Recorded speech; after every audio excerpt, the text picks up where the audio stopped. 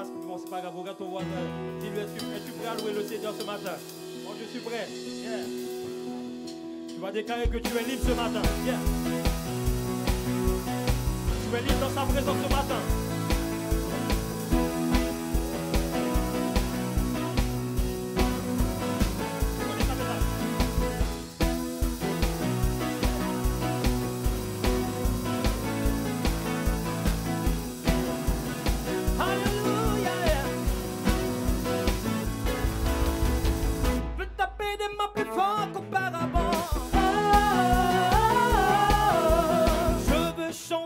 Plus haut qu'auparavant. Je veux chanter plus fort qu'auparavant. Que quelques fassent du bruit maintenant. Et tu déclares, je suis libre. Libre. Déclare, libre. Libre. Encore une fois, déclare. Libre. Dans la présence de Dieu, tu es libre. Libre. Libre. Je peux taper des mains plus fort qu'auparavant. Je veux chanter plus fort qu'auparavant. Je veux danser plus fort qu'auparavant.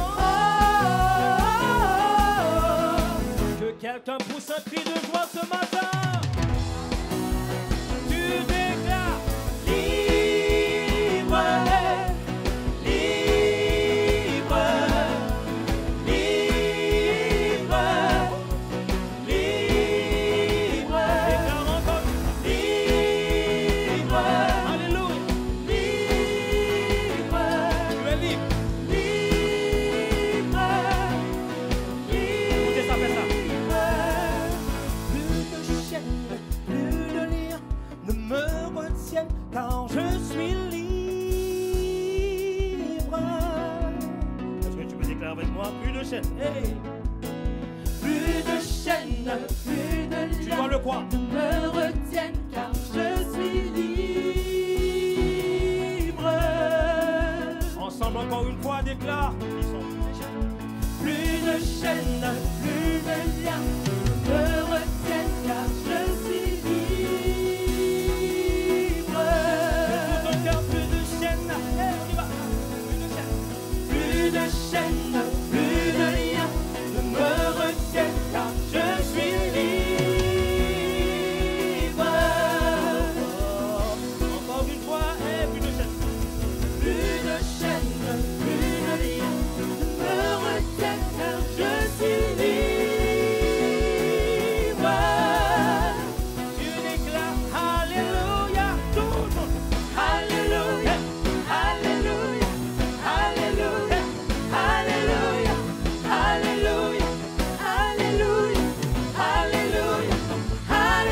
Alléluia, Alléluia, Alléluia, Alléluia, Alléluia, Alléluia, Alléluia, Alléluia,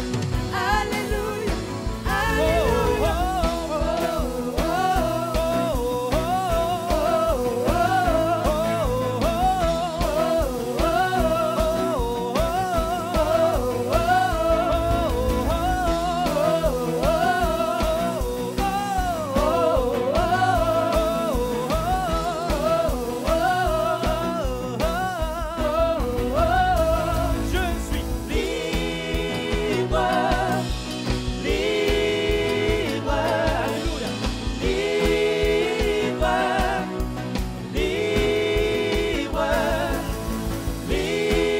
libre, libre, libre. Nous voulons voir que tu es libre. Je vous apporte la parole. J'ai fait un petit PowerPoint. Et le thème, c'est un tout petit détail qui peut devenir un grand problème pour ta destinée. Un tout petit détail qui peut devenir un grand problème pour ta destinée. Et je vais m'appuyer encore aujourd'hui sur ce principe vital que je vous ai déjà présenté, la loi, l'identité et la façon de faire. Et je disais la dernière fois que je présentais cela, je disais que c'est un principe qui est mis en place par Dieu lui-même et qui régit toutes les institutions existantes, humaines et divines. Et c'est à partir de l'identité d'une personne que l'on peut déterminer quelle est sa loi, quelle est la loi qui le régit, et si sa façon de faire les choses est correcte ou pas par rapport à sa loi. Et je disais, s'il y a un désaccord entre la loi, l'identité et le faire, soit tu n'es pas ce que tu prétends être, soit tu as péché. Donc, il n'y a pas d'autre alternative. Si tu dis, par exemple, que tu es un musulman et tu manges le porc, on dira que ta façon de faire n'est pas en accord avec ta loi. Parce que ta loi dit qu'un musulman ne peut pas manger du porc.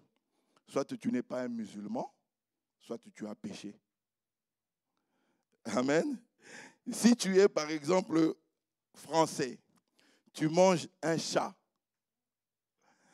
on dira que ta façon de faire n'est pas en accord avec la loi française, avec ton identité, parce qu'en France, on ne mange pas le chat. C'est une infraction.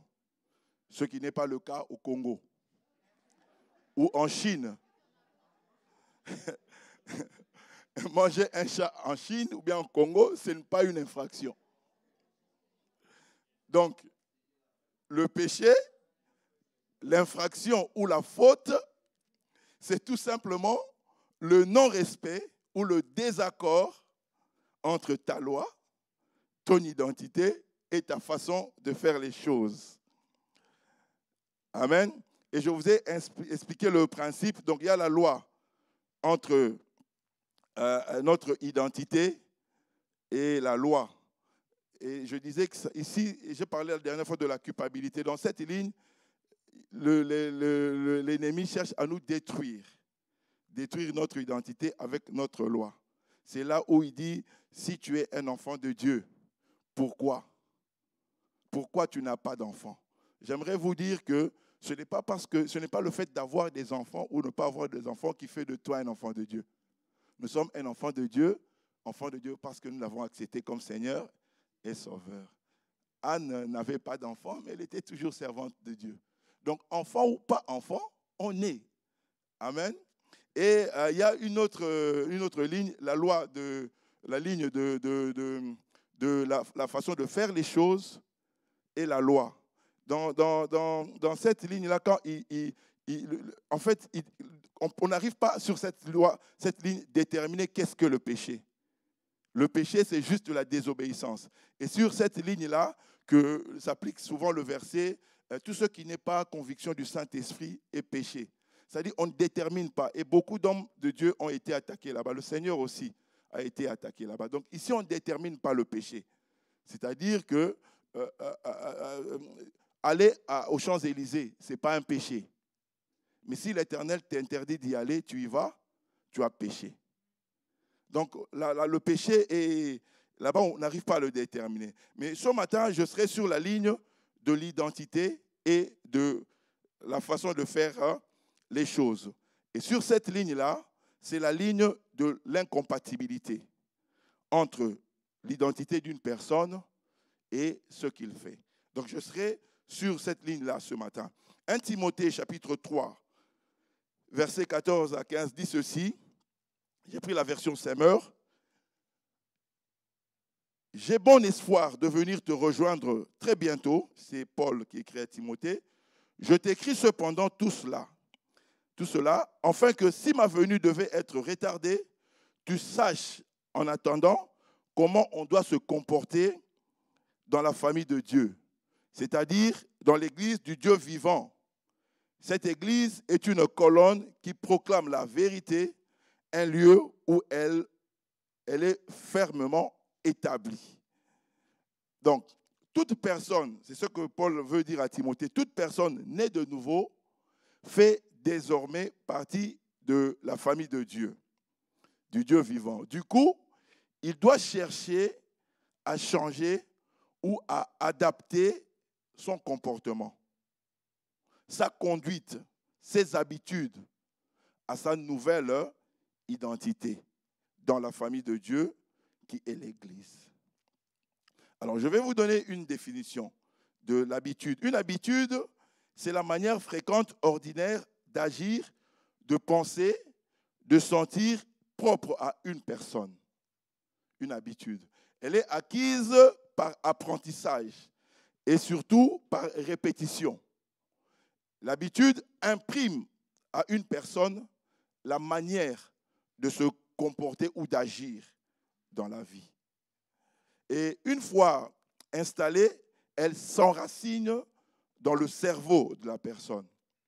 C'est ainsi que quand nous venons en Jésus-Christ, c'est tout un travail que nous devons faire sur nous-mêmes pour changer certaines habitudes acquises du vieil homme, parce que nous sommes devenus un nouvel homme. Amen. L'habitude peut être confondue avec le caractère d'une personne. J'aimerais d'abord vous faire cette différence. Le caractère, c'est l'ensemble des manières habituelles que nous avons acquises liées à l'environnement, à la culture, à l'éducation, l'expérience personnelle même. Et c'est ces manières-là acquises, ces manières acquises de sentir, d'agir, de réagir, ou de faire les choses qui sont devenues notre tempérament ou notre personnalité. C'est ce qui forme notre caractère. Et le caractère peut être confondu avec le cœur d'une personne. Généralement, en tant qu'homme, nous ne connaissons pas réellement le cœur de l'homme. Mais nous faisons souvent la lecture du cœur d'une personne par rapport à ce qu'il fait. Ou des fois, ce que nous voyons de la personne. Du coup, une personne orgueilleuse, on dira d'elle qu'elle a un mauvais cœur. Directement. Ça, c'est l'homme. Une personne généreuse, on dira d'elle qu'elle a un bon cœur. C'est-à-dire que l'homme, dans son jugement, associe souvent le caractère de la personne avec son cœur. Mais ce jugement de l'homme n'est pas tout à fait exact. Parce que la Bible dit que seul Dieu connaît réellement le cœur de l'homme. Seul Dieu connaît réellement la motivation du cœur de chacun de nous. Amen. Alors, l'idée principale de ce message, c'est de nous amener à faire une auto-évaluation, à se ressaisir, comme disait le pasteur. Faire une auto-évaluation entre notre identité, nos habitudes, notre caractère pour un nouveau départ. Et j'ai intitulé ce message, comme je vous l'ai dit, un tout petit détail qui peut devenir un grand problème pour ta destinée. Un détail peut être compris comme quelque chose d'accessoire, quelque chose qui n'a peut-être pas beaucoup d'importance à nos yeux, qui est secondaire, mais qui peut devenir un grand problème pour notre destinée. Et une destinée, s'il faut donner une définition simple, c'est ce que Dieu avait prévu d'avance pour ta vie. Amen. Vous êtes prêts pour écouter la parole? Genèse, chapitre 49, verset 3. J'ai pris la version parole de vie. Toi, Ruben, tu es mon fils aîné, le premier fruit de ma puissance de père. Tu dépasses tes frères en force et en puissance. Tu es un torrent rebondissant, mais tu ne seras plus le premier. En effet, tu m'as fait perdre mon honneur en t'unissant à l'une de mes femmes dans mon lit. Premier élément, le déshonneur. Bien-aimé, Jacob, avant sa mort, va rassembler tous ses enfants pour le bénir. Et il retire la prééminence de sa bénédiction à son fils aîné, Ruben. La prééminence, c'est l'avantage, le privilège d'office d'un aîné de la famille dès sa naissance. Et cet avantage-là est confié, est confirmé par des paroles de bénédiction du Père qui contenaient la réussite, la victoire, le succès dans tous les domaines. Alors, Ruben, il est toujours aîné de la famille. Ruben est toujours l'aîné de la famille, mais là, il est sans privilège, sans avantage, attaché au droit d'aînesse. Et Jacob, leur père, motive ce retrait de privilège par le fait que Ruben, son aîné, a couché avec sa troisième femme, Bila, c'est-à-dire sa belle-mère, mère de Dan et de Nephtali, cinquième et sixième fils de Jacob, et qui sont frères de Ruben. Bien-aimé, Ruben, aîné de la famille, celui qui est censé succéder à son père, puissant et fort selon les témoignages de leur propre père, mais sans pudeur, jusqu'au point de monter sur le lit de son père. Tout allait bien, jusqu'au jour où un tout petit détail, de rien du tout, le rattrape. Et malheureusement, pour lui, c'est le jour de la bénédiction de leur père. Et Jacob, leur père, estime que Ruben aura une mauvaise influence sur ses frères et sur toute la famille. Et Ruben va se voir dépossédé de sa prééminence qui va être transférée à deux fils, les deux fils de Joseph. Et on parle à peine de Ruben quand on parle d'Israël.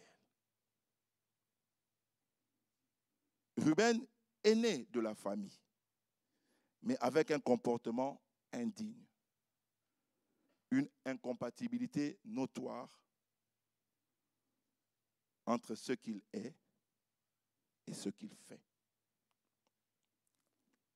La version française courante dit « Tu es un torrent impétueux, pourtant tu ne seras plus le premier, car tu t'es déshonoré. » La version française courante dit « Tu t'es déshonoré en entrant dans mon lit avec une de mes épouses. » La version Second 21 dit « Tu n'auras aucun avantage. » La version Darby dit « Tu n'excelleras pas. » Un tout petit détail qui est devenu un grand problème pour le décollage de la destinée de Ruben. Et bien aimé, notez qu'ici, on ne parle pas des avantages matériels ou financiers, mais des paroles de bénédiction du Père, dû à l'aîné de la famille, selon les consignes de Dieu lui-même. Et j'aimerais vous dire ce matin encore, bien aimé, qu'un père ne peut pas maudire son fils, selon ce que j'ai compris des Écritures, mais il peut s'abstenir de le bénir ou lui donner juste une bénédiction secondaire. Et ce n'est pas à Jacob qu'on va apprendre cela. Il s'est battu avec son frère toute sa vie, juste pour une bénédiction, une parole de bénédiction. La Bible dit que leur père Isaac était riche, fort riche. Mais à sa mort, ils ne cherchaient pas, ils ne se sont pas battus pour l'argent, pour le matériel. Non, seulement pour la parole de la bénédiction qui contenait la réussite, la victoire et le succès dans tous les domaines. Un tout petit détail qui peut devenir un grand problème pour ta destinée. Nombre chapitre 20, versets 8 à 12. Un petit détail qui peut devenir un grand problème pour la continuité de ta destinée. L'Éternel dit à Moïse, « Prends le bâton et convoque l'assemblée. Toi ainsi que ton frère Aaron, vous parlerez au rocher en leur présence et il donnera son eau. Tu feras sortir pour eux de l'eau du rocher et tu feras boire l'assemblée et leur bétail. » Moïse prit le bâton qui se trouvait devant l'Éternel comme l'Éternel le lui avait ordonné. Moïse et Aaron convoquèrent l'assemblée en face du rocher et Moïse leur dit, « Écoutez donc, rebelles, est-ce de ce rocher que nous ferons sortir de l'eau pour vous ?» Puis Moïse leva la main et frappa 2 fois le rocher avec son bâton. Il sortit de l'eau en abondance. L'assemblée but ainsi que le bétail. Alors l'Éternel dit à Moïse, verset 12, et à Aaron, « Puisque vous n'avez pas eu assez confiance en moi pour respecter ma sainteté devant les Israélites, vous ne ferez pas entrer cette assemblée dans le pays que je lui ai donné. » Un tout petit détail qui peut devenir un grand problème pour ta destinée, la colère. Bien-aimé, Moïse était, à mon avis, en colère envers le peuple. C'est le verset 3 de ce même chapitre, nombre 8, qui le dit. Parce que le peuple le cherchait querelle. Et dans sa colère, il n'a pas pu respecter les consignes de Dieu. Au lieu de parler au rocher, il frappe le rocher 2 fois. Ici, il utilise les consignes de Exode 17, 5 sur le mont Horeb, là où Dieu lui avait dit de frapper le rocher. Et ici, il le frappe même 2 fois. Or, Dieu lui avait dit de parler au rocher. Et ce non-respect de consignes de Dieu par Moïse, je l'associe, à mon avis, à sa colère. Vous savez que Moïse est né dans des situations difficiles, qui a forgé un caractère en lui. Et la Bible dit qu'il n'avait pas le langage facile. Mais vous vous souvenez que ce n'est pas la première fois que Moïse était fâché. Dans sa colère, il avait déjà tué un Égyptien. Dans sa colère, il s'était déjà battu au puits pour défendre celle qui est devenue plus tard sa femme. Dans sa colère, il avait déjà cassé les tablettes de loi que Dieu lui avait données quand il a vu le peuple faire le désordre. Mais à mon avis, l'impact négatif de ces colères-là, c'était envers le peuple. C'était le peuple qui était directement puni. Cela a eu des conséquences, mais l'Éternel ne l'avait pas sanctionné directement. Mais ici, Moïse frappe 2 fois le rocher au lieu de parler, et l'Éternel le sanctionne sévèrement. À mon avis, la manifestation de la colère de Moïse ici a eu un impact négatif direct sur ce qui est sacré, sur le service de Dieu, sur le rocher qui est Jésus-Christ. Et vous allez remarquer que Dieu ne sanctionne pas le peuple, qui lui cherchait pourtant querelle, mais il sanctionne Moïse et tout son groupe. Si j'étais là, j'allais intervenir en faveur de Moïse. J'allais dire à l'Éternel, Seigneur, peut-être tu te trompes de personne. C'est Moïse.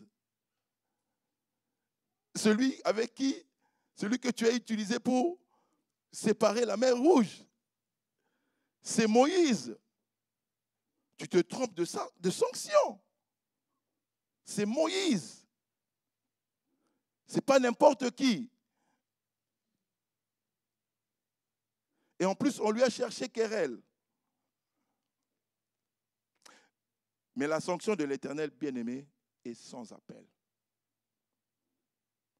Aucun intercesseur n'a pu changer la décision de l'Éternel. L'Éternel dira, tu n'entreras pas dans la terre promise.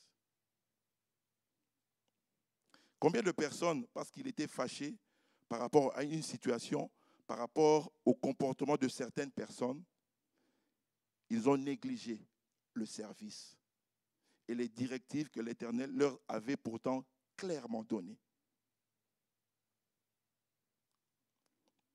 Bien-aimés dans le Seigneur, je le dis à notre honte,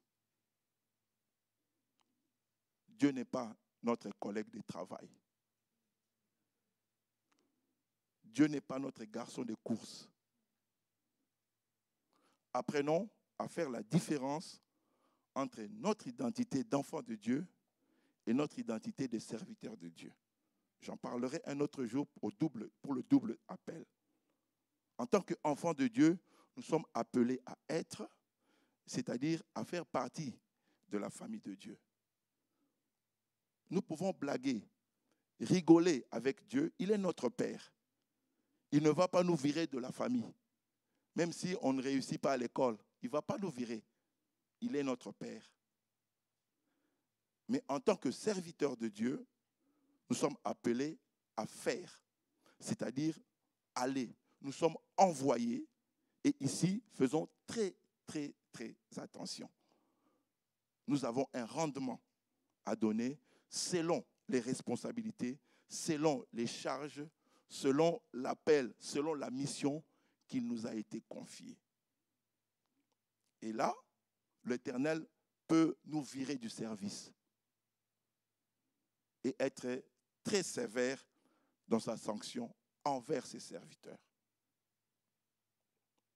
Moïse n'est pas entré dans la terre promise à cause d'un tout petit détail, la colère, provoquée pourtant par le peuple qui lui cherchait querelle.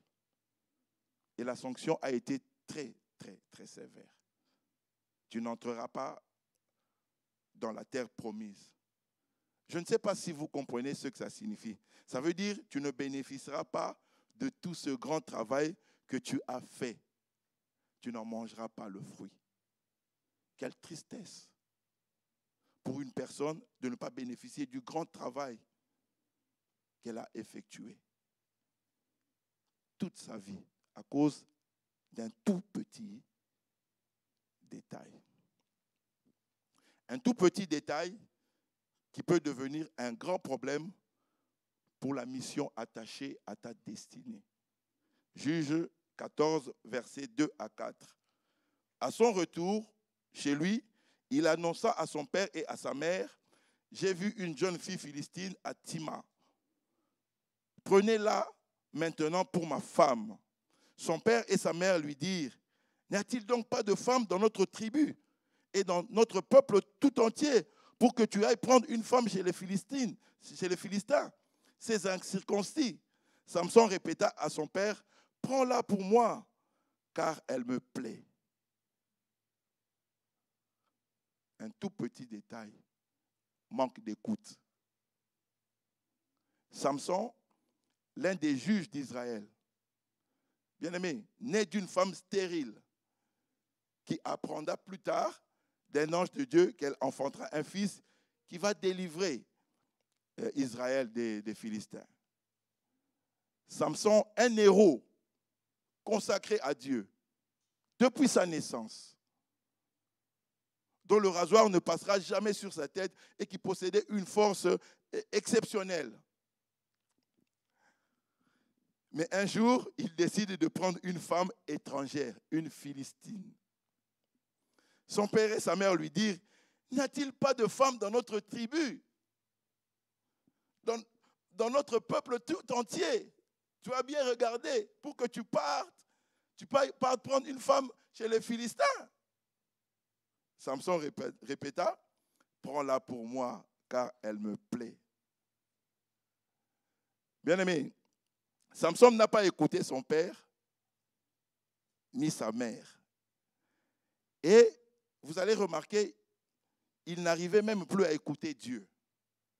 La Bible dit que Dieu parle d'une manière ou d'une autre. 3 fois, Dalila a essayé de lui soutirer son secret.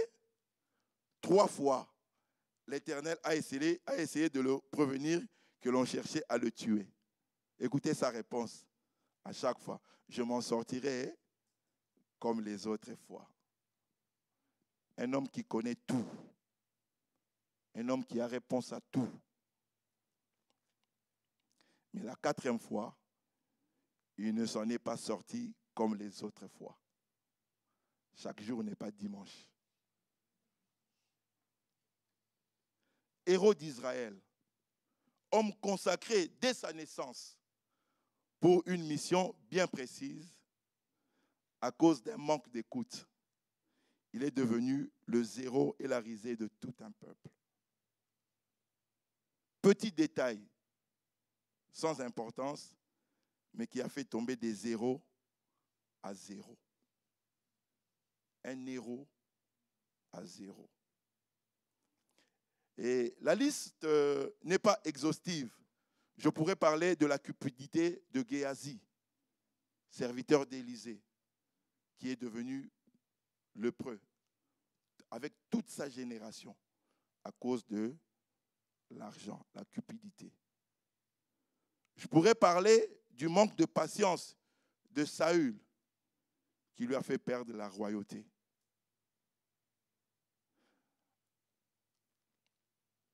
Je pense que vous avez compris le sens du message. Un tout petit détail qui peut devenir un grand problème pour ta destinée. Certaines personnes ont détruit leur destinée. Certaines personnes l'ont ralenti. Et certaines personnes ont raté leur destinée. Amen. Je vais dire 2 ou 3 petites choses avant de conclure. Sachez que notre personnalité ou notre caractère en soi n'est pas un obstacle pour notre vie. Le problème ne se trouve pas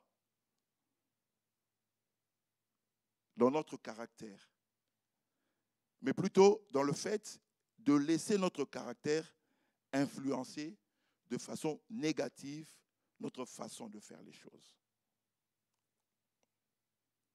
Et j'aimerais dire par là que tout chrétien, au fait, a en lui une facette de la personnalité ou du caractère de Dieu.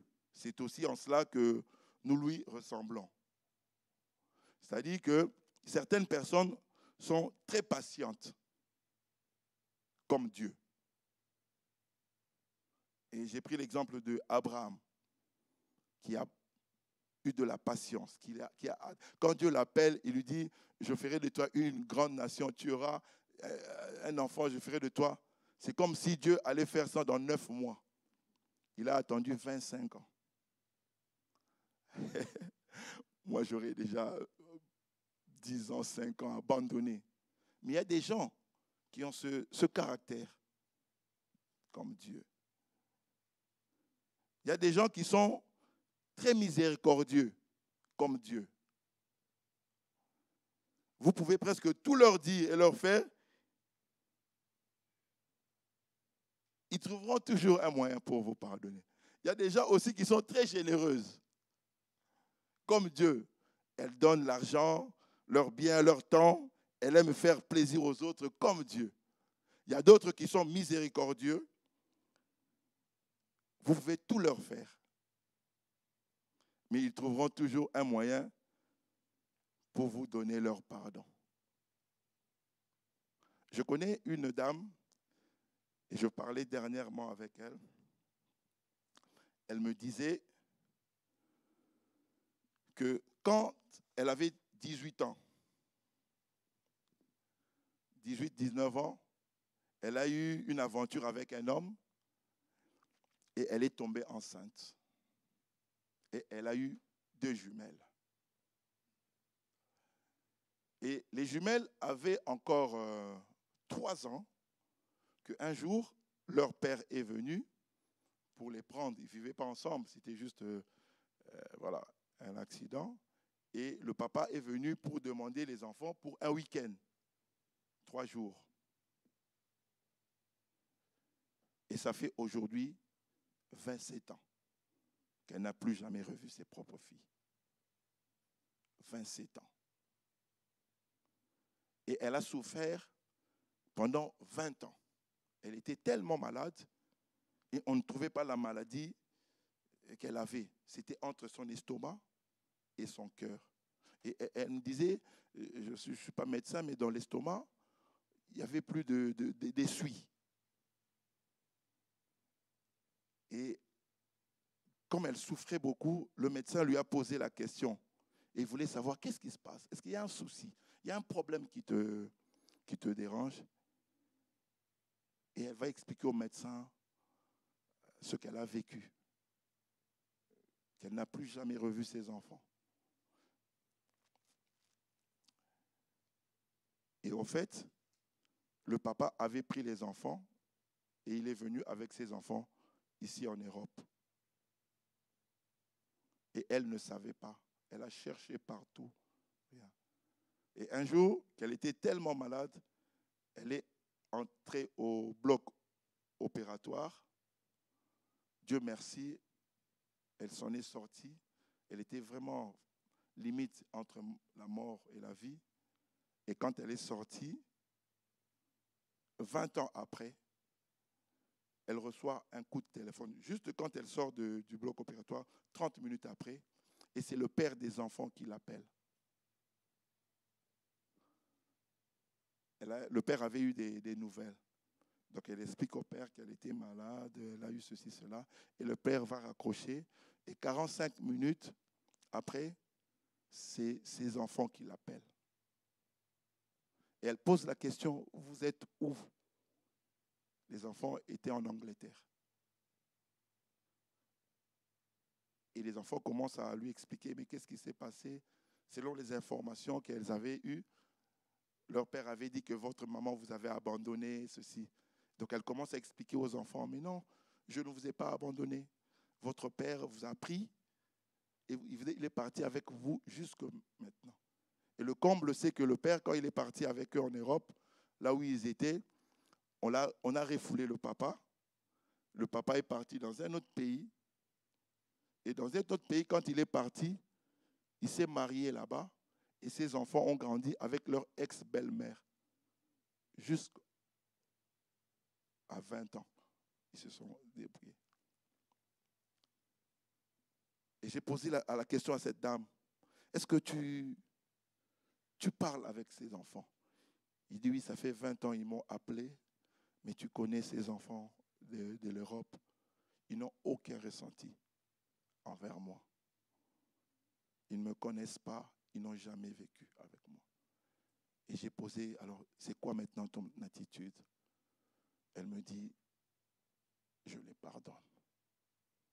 Je pardonne aussi leur père. J'ai dit, ah bon? Il dit, oui, je les pardonne. Comment ça, tu les pardonnes? Parce que j'ai rencontré Jésus-Christ. J'ai dit, tu les pardonnes. Alors que nous n'arrivons peut-être pas à pardonner à cause d'un accrochage. Mais elle dit, elle pardonne. J'ai été très touché. C'est pour cela que je dis qu'il y a des personnes qui sont miséricordieux comme Dieu et qui savent pardonner.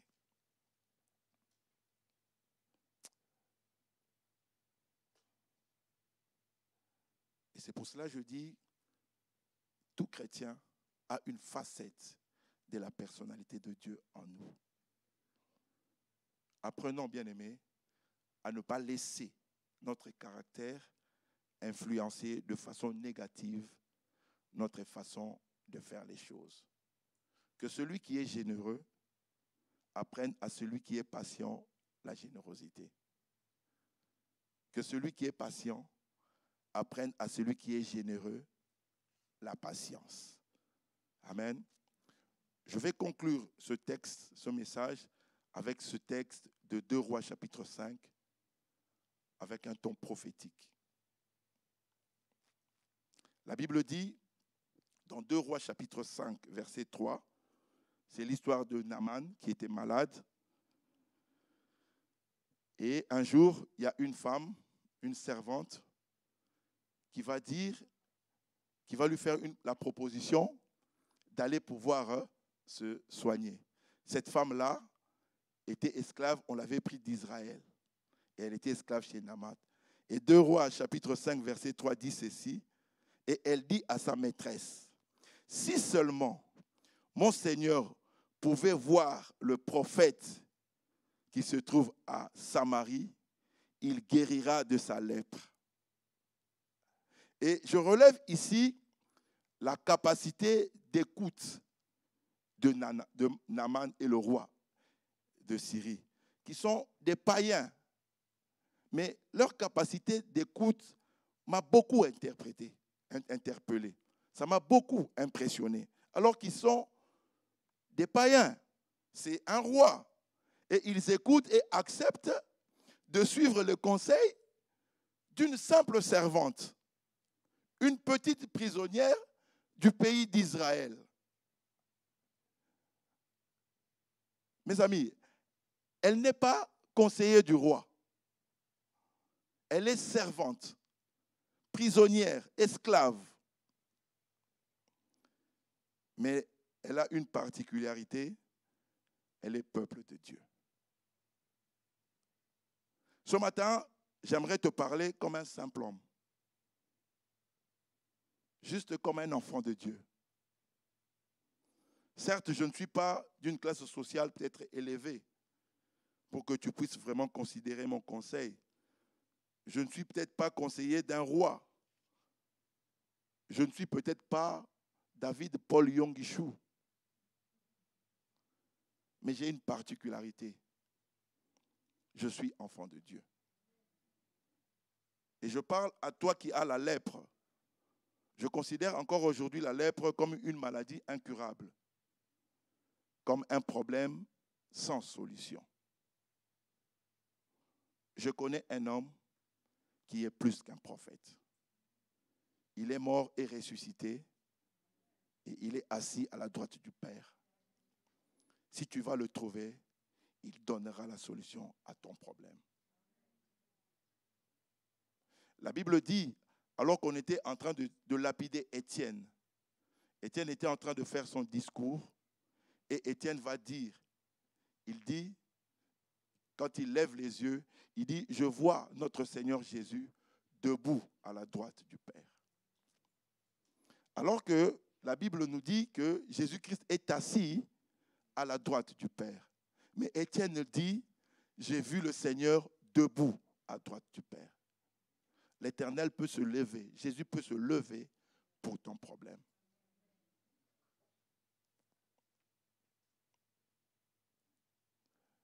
Et Naaman avait raison de suivre le conseil de cette servante, peuple de Dieu. Il est parti trouver le prophète qui lui a donné la procédure à faire et il a été complètement guéri. Mais la Bible dit au départ qu'il avait boudé, mais il a finalement accepté la procédure. Et 2 Rois chapitre 5 verset 13 dit, lorsque ses serviteurs s'approchèrent de lui pour lui parler, ils dirent, mon père, si le prophète t'avait demandé quelque chose de difficile, ne l'aurais-tu pas fait? Tu dois d'autant plus volontiers faire ce qu'il t'a dit. Lave-toi et tu seras pur. Il descendit alors se plonger 7 fois dans le Jourdain, conformément à la parole de Dieu. Sa chair devint comme celle d'un jeune enfant et il fut pur. Et ce que j'aime ici, c'est que le prophète Élisée ne dit pas « ainsi dit l'Éternel ». Non, il donne simplement la procédure à suivre, à prendre ou à laisser. Et ce matin, je parle comme un prophète. Je te donne la procédure à suivre. Va demander pardon face à face à la personne concernée et tu seras guéri. Si je t'avais demandé une chose difficile, ne l'aurais-tu pas fait, disait le serviteur de Naaman. C'est peut-être humiliant pour toi, comme c'était humiliant pour Naaman. Il se sentait abaissé, ridiculisé. Mais il a écouté et a suivi la procédure du prophète. Et il a été guéri.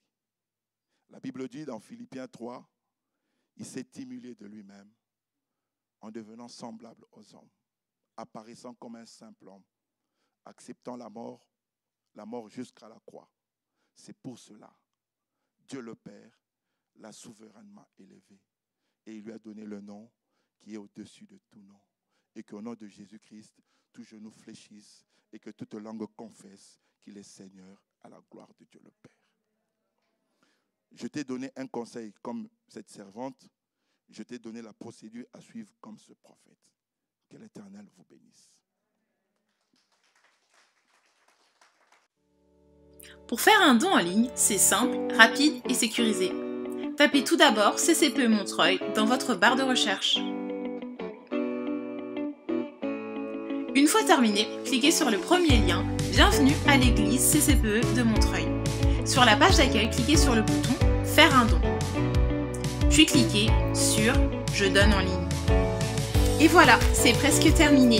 Vous êtes sur la page de paiement en ligne sécurisée de l'église. Remplissez les champs obligatoires et n'oubliez pas de cliquer sur « Valider ». Donner en ligne, c'est simple, rapide et sécurisé. Aimer, c'est donner. Donner, c'est aimer.